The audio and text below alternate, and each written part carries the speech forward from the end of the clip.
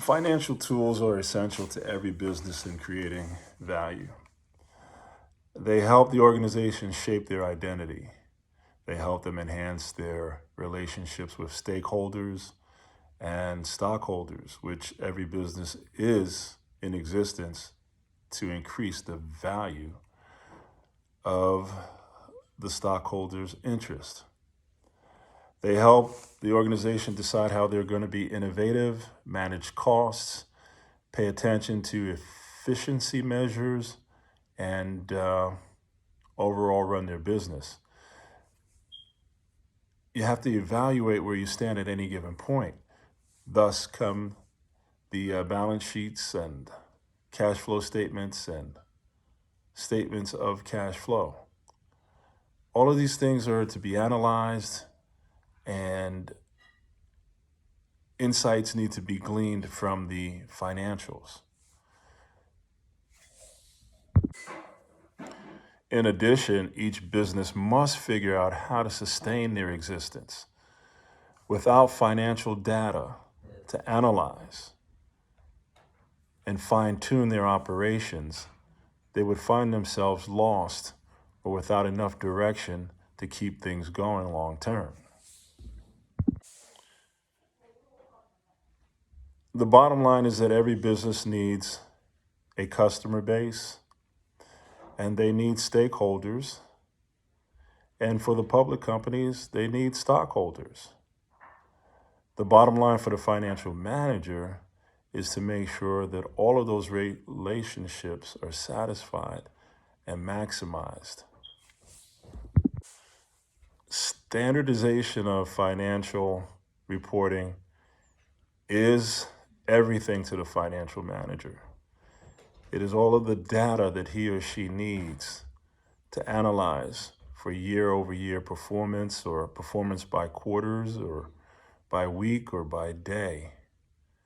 This is how he or she can find out exactly where their business stands at any given point.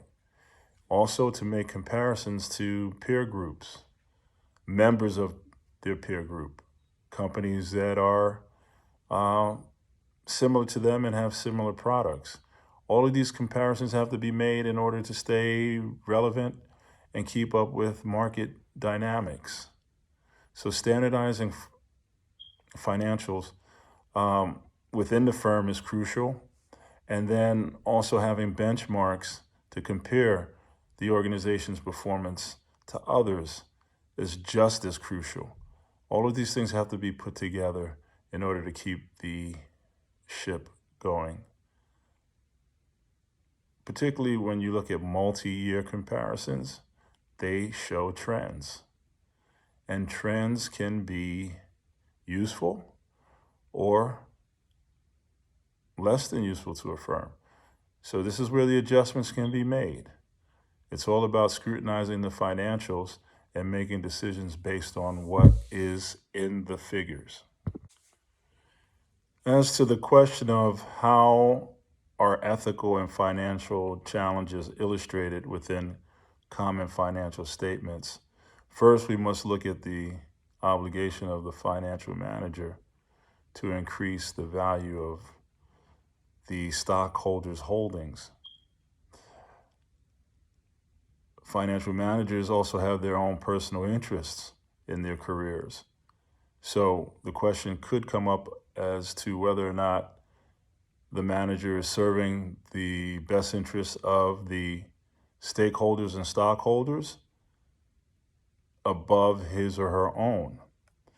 That could become an ethical issue. And we could find some of that evidence perhaps sometimes if we look in a financial statement and see that there was a big downturn in owner's equity and retained earnings in order to drive business up. So these are things we have to pay attention to.